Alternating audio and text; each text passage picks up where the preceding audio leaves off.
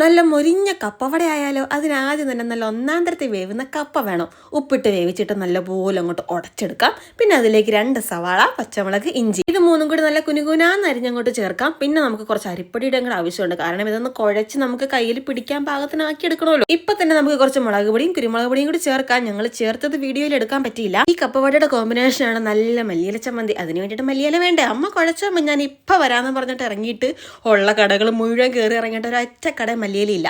അവസാനം നമുക്ക് മല്ലിയില കിട്ടിയിരിക്കുകയാണ്. വേഗം നിന്ന് ചമ്മന്തി ഉണ്ടാക്കാം. ആ സമയത്ത് നമ്മൾ വറുക്കൽ തുടങ്ങിയിട്ടുണ്ട്. ഈ മല്ലിയിലയിൽ പുഴുവൊക്കെ ഉണ്ടാകുന്ന നമ്മൾ സൂക്ഷ്മമായിട്ട് നിരീക്ഷിച്ച് നോക്കണം കേട്ടോ. നല്ല ഇലകൾ നോക്കിയെടുക്കാം. പിന്നെ നമ്മുടെ മിശ്രിതം നമുക്ക് നല്ലപോലെ വടയുടെ ഷേപ്പിൽ വറുക്കാനായിട്ട് വെക്കാം. പിന്നെ മല്ലിയില ചമ്മന്തിക്ക് നല്ലപോലെ മല്ലിയില വേണം. ഒരു തണ്ട് കറിവേപ്പില, ഇഞ്ചി, വെളുത്തുള്ളി, പച്ചമുളക്, ഉപ്പ്, നല്ല തേങ്ങ വേണം. കുറച്ച് വിനാഗിരിയും കൂടി വേണം കേട്ടോ. ഞങ്ങളുടെ തേങ്ങ അത്ര സുഖമില്ലായിരുന്നു, അതുകൊണ്ട് ആ ടേസ്റ്റ് അങ്ങോട്ട് ശരിക്കും വന്നില്ല. ഈ വട ഉണ്ടാക്കിയിട്ട് കുറേ നേരം കഴിഞ്ഞ് കഴിക്കാൻ കൊള്ളത്തില്ല. ആ ചൂടോടെ തന്നെ കഴിക്കണം. നല്ല മുരിഞ്ഞിരിക്കും കേട്ടോ. അങ്ങനെ നമ്മുടെ ചേച്ചിമാർക്കുള്ള ചമ്മന്തി വടയൊക്കെ ഞാൻ എടുത്തിട്ടുണ്ട്. കുറച്ച് കഴിച്ച് നോക്കാം. നല്ല ടേസ്റ്റ് ഉണ്ട് കേട്ടോ. നല്ല കരിമുരാന്നിരിക്കും. എല്ലാവരും ട്രൈ ചെയ്യണേ.